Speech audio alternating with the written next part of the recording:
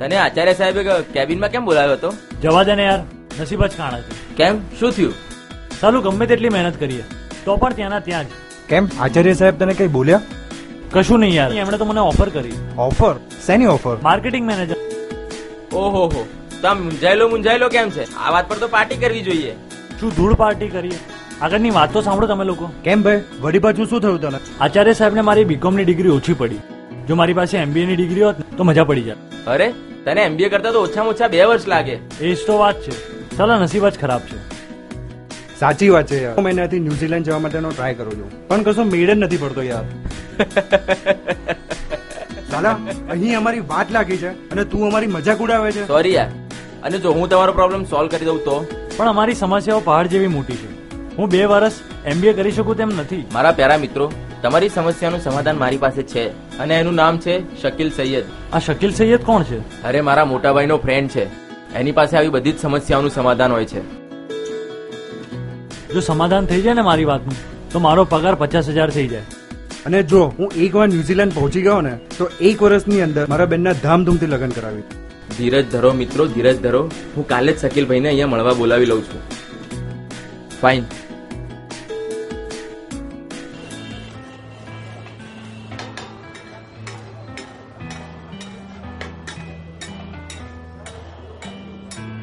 યાર 3:30 નો ટાઈમ હતો અને 4:45 વાગ્યા. ક્યાં છે તારા શકીલભાઈ? અરે આવતા જ હશે, ક્યાંક ફસાઈ ગયા હશે યાર. અરે મોબાઈલ કરીને પૂછી તો જો. હા, એ વાત બી સાચી યાર. ચલો ફોન કરું.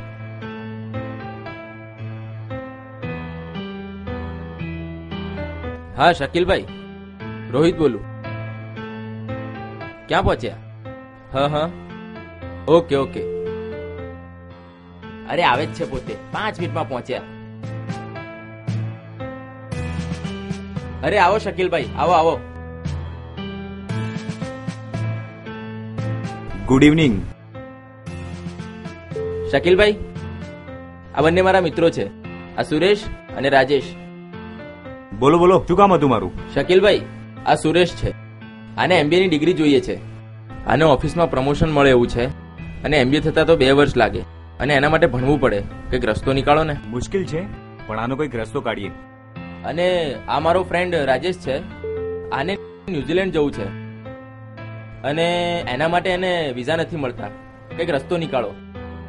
અરે આ તો મારા ડાબા હાથનો ખેલ છે, ઝડપથી થઈ જશે.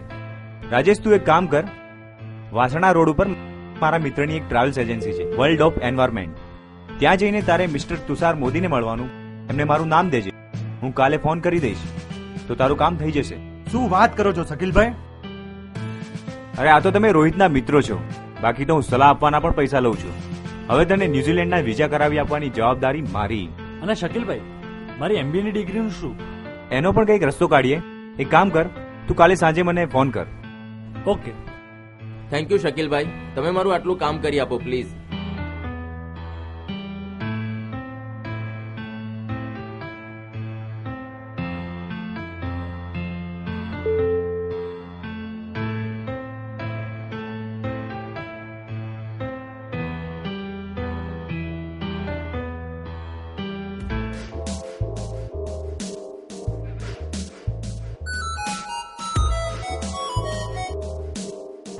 अस्सलामुअलैकुम तुषार भाई।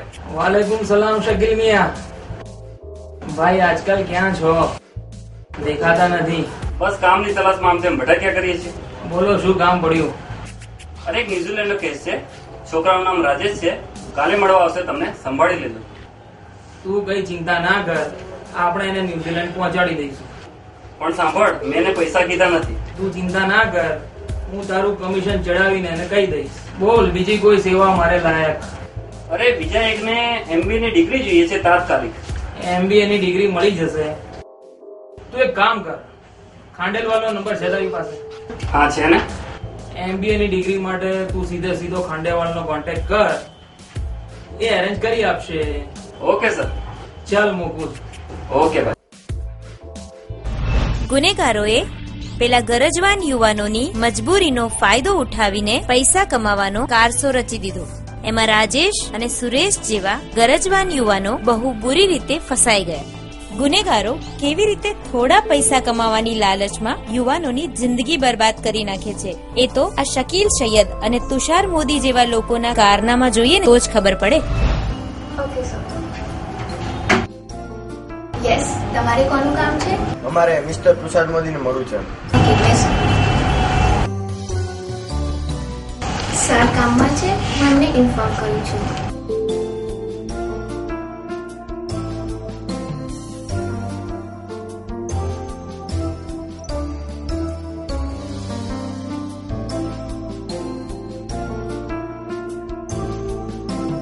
જાઓ, તમને સર અંદર બોલાવે છે.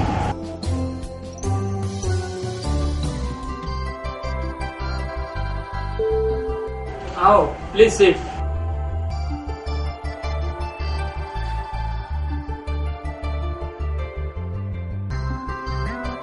સર, અમને શકીલભાઈ મોકલાવે છે. હા, શકીલનો ફોન આવ્યો તો મારો. સર, અમને ન્યુઝીલેન્ડ જવાનું છે. શું નામ તમારું? જી, રાજેશ પંડ્યા.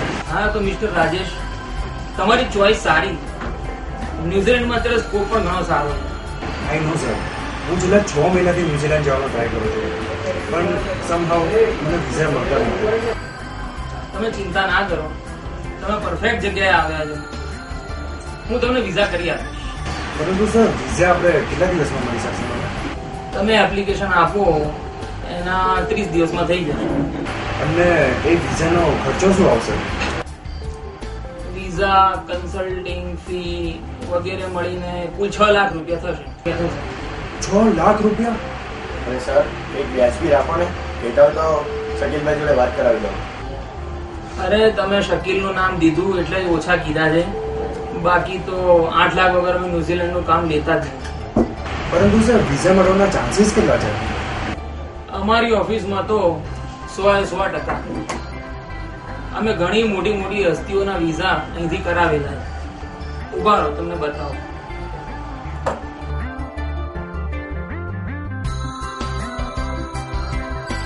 મીના, પેલું વિઝાનું આલ્બમ લઈને આવ.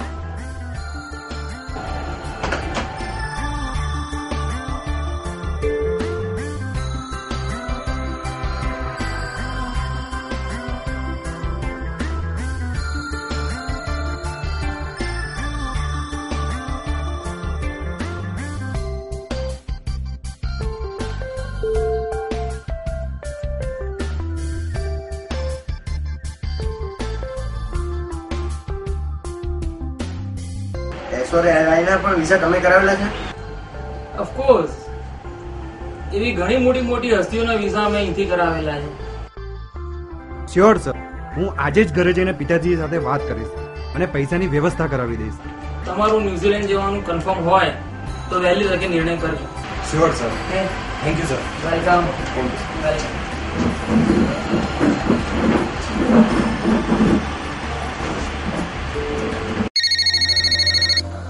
હા, કોણ? શકીલ સૈયદ બોલું છું.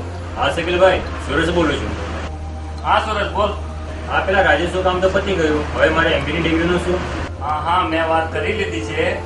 સાઉથ ઇન્ડિયા યુનિવર્સિટી ડિગ્રી મળશે. બોલ, ચાલશે? પણ શકીલભાઈ, એ યુજીસી છે. અરે ડેફિનેટલી, એની જવાબદારી મારી. અને તેનો ખર્ચો કેટલો થશે? અરે કોલેજ ફી સાથે બધું થઈને 1.25 લાખ ખર્ચો આવશે. અરે શકીલભાઈ, કશું ઓછું થાય એવું નથી? અરે ભાઈ, એમબીએ ની ડિગ્રીના 80,000 થાય છે 2 વર્ષના, અને આપણે તો ડાયરેક્ટ ડિગ્રી લેવાની છે. આટલો ખર્ચો તો થાય જ ને. ઓકે, તો હું પૈસાની વ્યવસ્થા કરીને તમને કહું. ઓકે, ચાલ ભાઈ. બાય.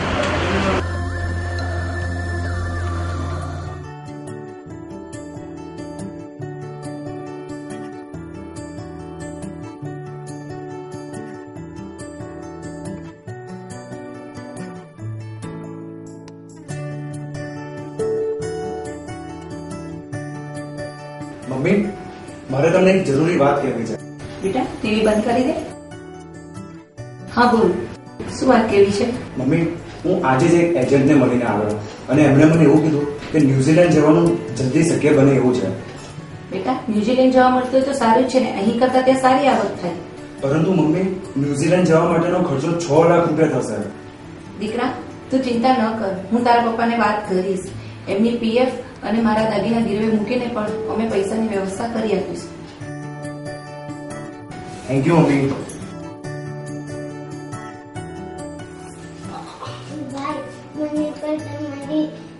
હા બકા, હું એકવાર ત્યાં જઈશ ને એટલે તને પણ બોલાવી લઈશ. આ તો મોડું થઈ ગયું, જમવાનું ખાધું છે.